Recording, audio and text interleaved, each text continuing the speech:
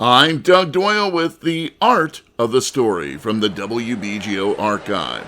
Mesdames et messieurs, pour sa soirée 25e anniversaire, le Festival international de jazz de Montréal reçoit Diana Krall.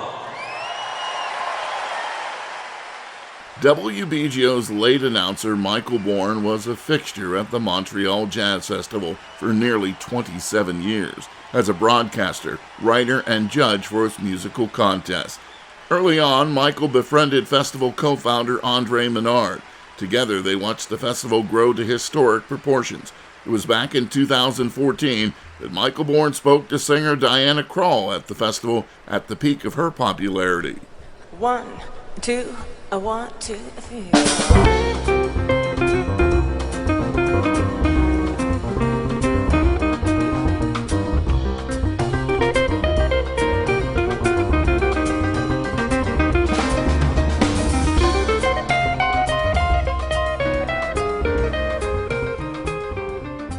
Do you see your life flash before you, your career flash before you when you come to Montreal? Yeah, I'm not really one to do that, but I guess when Andre just showed me through the museum and you see Miles Davis in his jacket and Ella Fitzgerald with Dave Brubeck, and hear the story about how Dave Brubeck got the last picture taken by Herman Leonard, and then you see my little jacket there.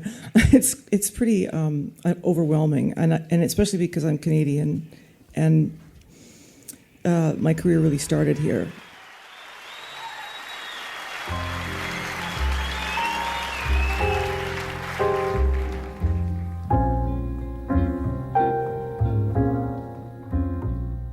There was that amazing moment. You played at the Maisonneuve, and I think that was the first big hall you played. And that evening, then, a couple of hours later, Tony Bennett played at the Wilfrid Pelletier. And in the middle of his concert, he called you out, sat you at the piano, and stood there and held the microphone. Yeah. Did you feel anointed on that evening? I'm curious what you felt that I felt night. like, I think there was David Letterman made fun of me because he asked me a similar question.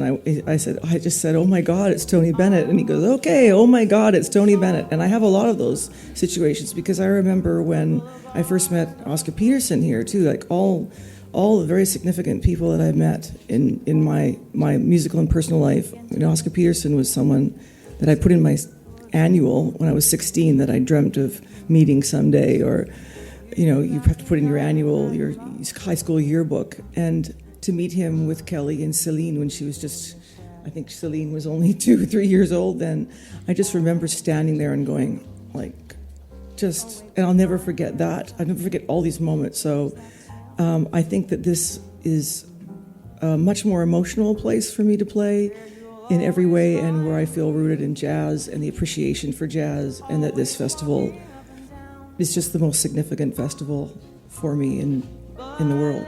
You can hear Michael Bourne's entire interview with Diana Krall at WBGO.org. I'm Doug Doyle, WBGO News.